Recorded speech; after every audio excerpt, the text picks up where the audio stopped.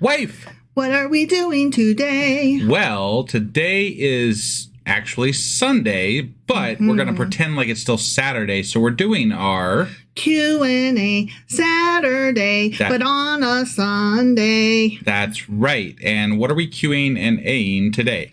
We are covering chapters 31 through 35 of Ezekiel. Okay. All right. You got some good questions for us today? I got some mediocre questions for us today. That's not a good sell. The fuck? I have some... These are... What you say is these are amazing questions. Stick around and find out. I have some very exciting questions that I cannot wait to get into. There we go. See, I'm teaching wife how to podcast live on our fucking podcast. I'm sorry. It's amazing. You're right. You ready to do this? I am so excited to do this. Yes. Let's do it. Okie dokie.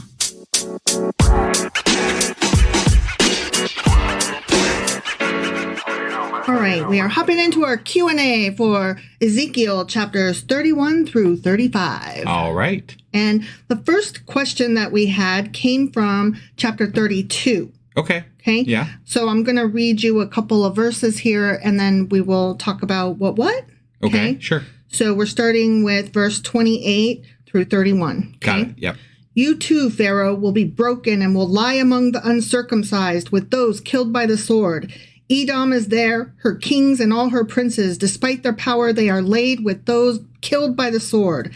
They lie with the uncircumcised, with those who go down to the pit. Those damn uncircumcised. I know. Yeah. All the princes of the north and all the Sidonians are there. They went down with the slain and disgrace, despite the terror caused by their power. They lie uncircumcised with those killed by the sword, and bear their shame with those who go down to the pit. And then here is verse 31. This is the important bit, okay? Pharaoh, he and all his army will see them, and he will be consoled for all his hordes that were killed by the sword. We did have a question about that. We were like, why was he consoled? That doesn't make any fucking sense. Yeah, we did not understand. We thought maybe it was like a mistranslation or something. Yeah. Okay, so here is what I found about that. Okay. Yeah. Other nations that formerly terrified others and that Ezekiel has already denounced, such as Edom and Sidon, now lie useless and dishonored, right? Sure. So all of these places are like already down in the pit. Yeah. Okay. Egypt will finish in the same place and join them in the pit. Sure. Yeah, we know. Yeah. The only comfort for Egypt will be to learn that, well, it's not the only nation to suffer such a humiliating end. Oh, that's the okay. It's a sarcastic it's like saying, well, I got my hand chopped off, but on the bright side, so it's a brag. I still have my left one. It's a fucking Bible brag. Like the Bible's like, you can be consoled that you're going to die like everybody else. Yeah, I mean, exactly. Right? Yeah. So Ezekiel ironically mentioned some small comfort that would come to Pharaoh on the day he entered hell. The comfort would come from knowing he was not the only one to suffer such shame and disgrace in the judgment. Let's clarify. Hell is not really defined as hell as we know it today. Right. With regard to Christianity. The pit. Right. Yeah. So Pharaoh's going to find himself in the company of every kind of fallen greatness. Okay. So this is like when we talk about hell now, we're like, well, we'll be there with some good company. Yeah. I'll be in good company. Right. Yeah.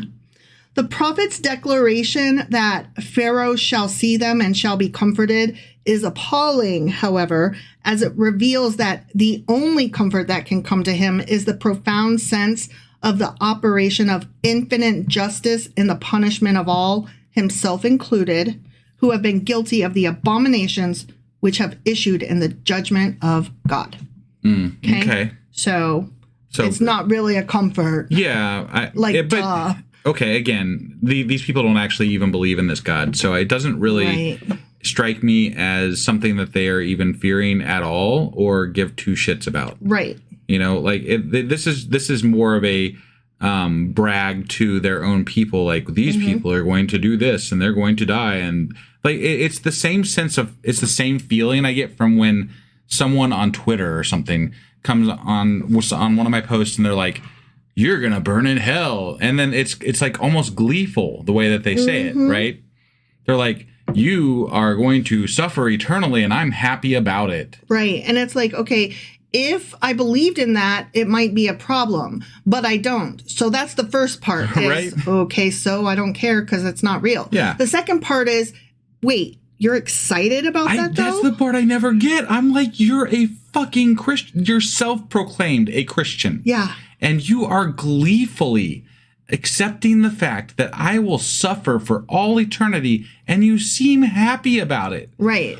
That is not, it feels like your religion might have missed a step in teaching you how to care about people. Yeah. I'm just, maybe they didn't quite get the whole message across to you. I don't know. You don't seem very like, what people would say Christian-like. Yeah. You know? It's kind of mean to laugh at people regardless of what they've done. Yeah. But to laugh at them because they're going to suffer for eternity, according to you. Right. If you think I had any interest in being a Christian before, you've certainly ruined anything by now. Right. The fact that you are this much of an asshole, it makes me think that your religion sucks, dude. You don't speak well of your group over there. Right. Yeah, you're not representing well. Like, are you the representative that they sent to convince me? Bad. They did bad. You're the best that they could get, huh? Yeah. Are you God's chosen spokesperson? That makes me think that your God is crap. To be fair, it usually happens. Not always. Sometimes they just throw it out right off the cuff, or right off the bat. But it usually happens after you've been trying to argue with them for a while, and they're like, "Well, you're going to burn in hell," and it's like, okay. When they're like, "I can't come up with any more responses, so fuck you and die." Right. Forever. Yeah. In pain. Like, okay, man, whatever. Right. Like, and you're ugly too, and I fucked your mom. I mean, that's the basically the epitome of what it means. So when they do that, that's what they're saying. So. Yeah. Only in a quote-unquote biblical sense or religious sense. Yeah. Moker.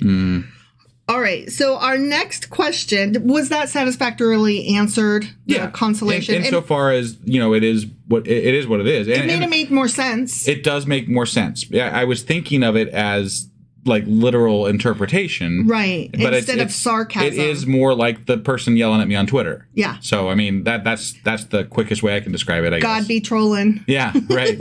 Ezekiel, whatever. Or the rewriter of Ezekiel, whoever it was, but somebody. Somebody in the Bible be trolling. Yeah, exactly. I need that on a shirt. Bible be trolling. All right. Our next question came from Ezekiel chapter 34. Okay. I'm going to again read a couple of verses.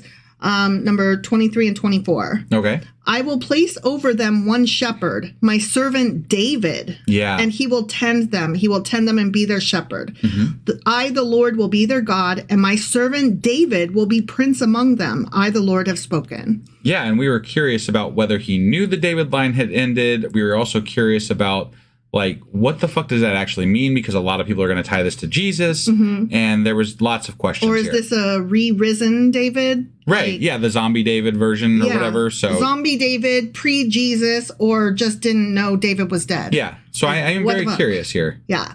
So David, king of Israel, had been dead upwards of 400 years at the time that this thing was said. Can't be that David. Yeah. And from that time till now, not now today, but now then when it was written, right? There was never a ruler of any kind, either in the Jewish church or state, of the name of David. Okay. So when we say David, we're speaking of that David and Goliath David. Yeah. Yeah. This then must be some typical person that they're referring to, just any old David, right? Right. Can't be a king. Most Christian apologists believe that this reference to David is really a reference to the Messiah, the son of David, fulfilled in Jesus Christ. Right, and that's what I was saying that Christians would say. But I find that very not in line with what the text of the Old Testament is, because we are literally discussing Babylon, right? The conquering happenings of Babylon. And if you take Jeremiah and Ezekiel at their word, this is what we're discussing, right? Yeah. And Jeremiah, at the very least, says that we are going to be held captive for 70 years. Or, the Israelites are going to be held captive for 70 years. And then they're going to return to their homeland, right? Yeah. And Ezekiel hints at some of the same ideas, doesn't give the 70-year deal. Right. But because he doesn't say that, I think that's why it's allowed to be interpreted as the line of David and later. But we are still talking about Babylon, and Babylon did not hold this conquering set for much longer than 70 years. Right. So it doesn't make sense to me that this would be referencing something that happens, let's see, it would be about 600 years in the future. Yeah. No. And even at that, we talked about this while we were talking about this section in the Bible, and that's that even when Jesus is there in the New Testament, from what we know, we haven't read it yet. Right. That is not a return to greatness. It is just merely Jesus came down and then died for everyone's sins. Right. But they were conquered by the Romans at the time. They weren't in their own land running their own show. Right. They hadn't done any of that. So the only thing it could really reference, if we are discussing the Jesus of the New Testament, would be the second coming, as they say, right?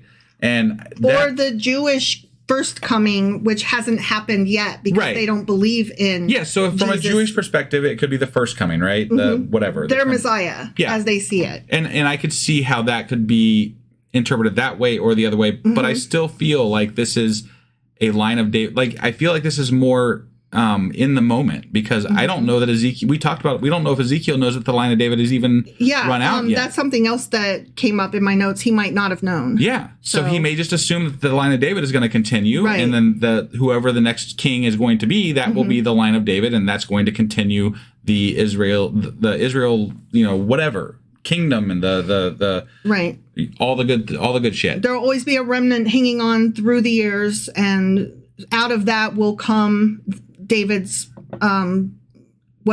descendant. Yeah. And that's how if I were to pick a version, that's the version I would say is probably most likely. I would say either that one or belief in a future Messiah that still today in 2024 has not come. Sure. Yeah. Because they do believe that even today. They do. So they do.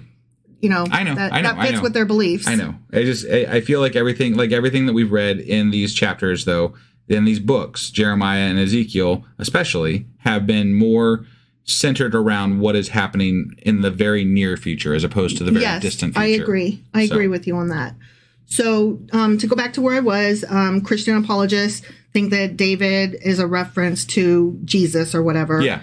And they would say the same of many other passages which speak of David's future rule over Israel. So basically, anytime the word David comes up, you're supposed to replace it with Jesus in a Christian mind. I think that's probably problematic. I mean, we have referenced the David line before, and it definitely references things that were like prior to this. Yeah, it referenced things that we could kind of nail down as to what they probably were talking about. Yeah. You know.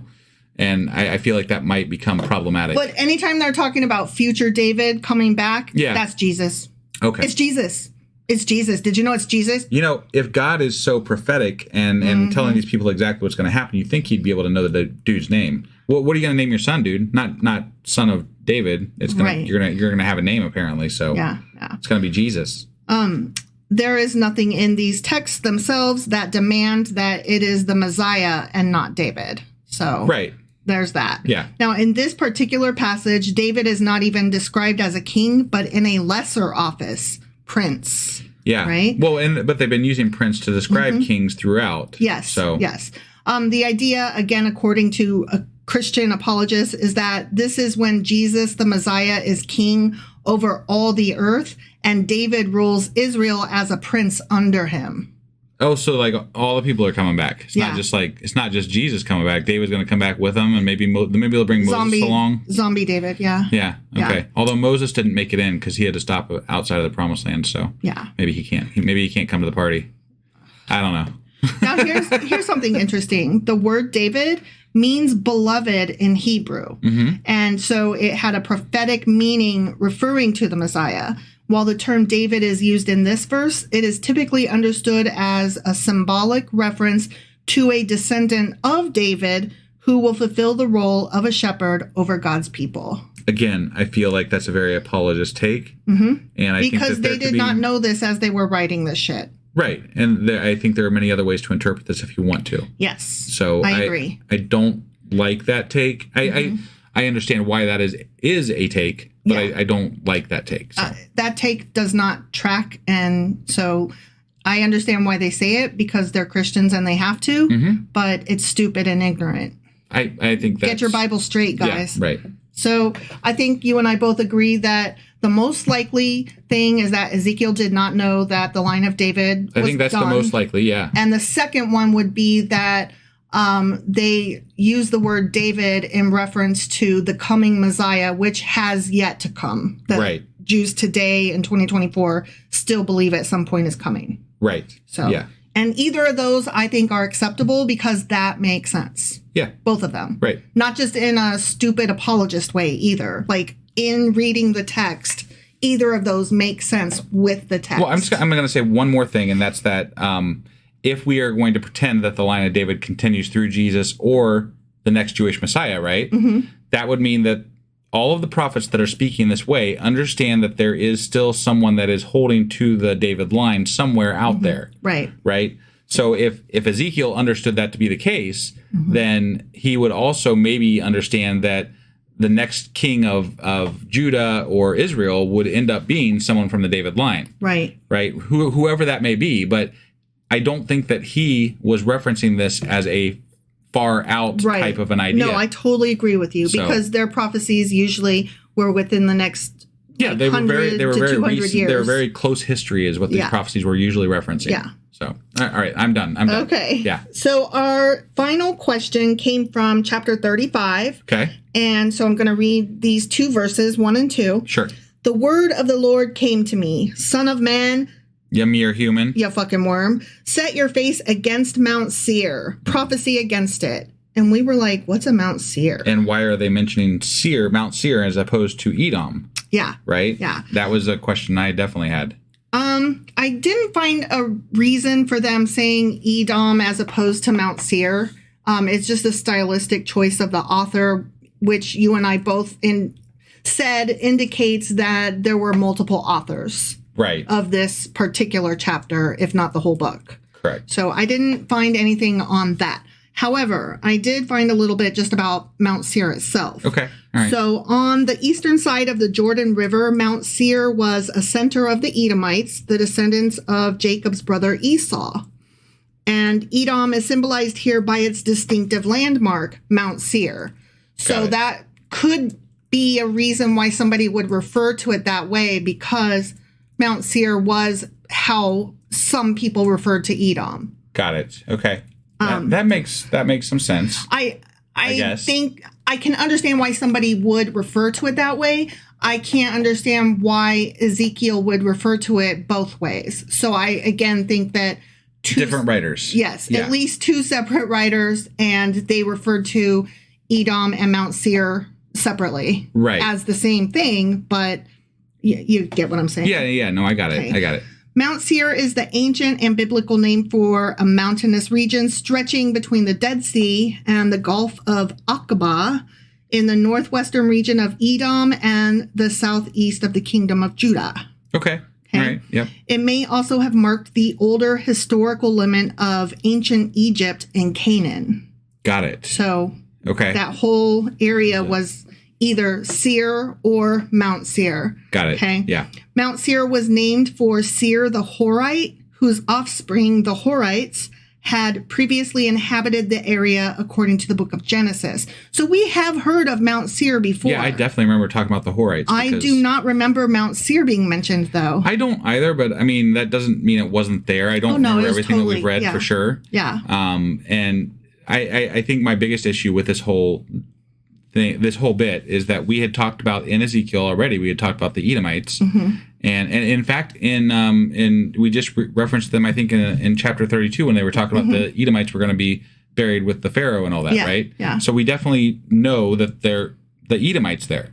So, and when we are saying Mount Seir, we have to do one of two things. We have to either accept the fact that somebody else wrote it, or that this section in particular was on purpose being more poetic than another section and more symbolic than another section to reference something else with regard to his writing. Yeah. But either way, it is definitely outside of how it is normally referenced. Correct. With regard to the Edomites. Yes, so, I agree. So I'm just going to go through a couple of other places where Mount Seir was mentioned. Sure. The children of Esau, the Edomites, battled against the Horites and destroyed them in the book of Deuteronomy. Okay.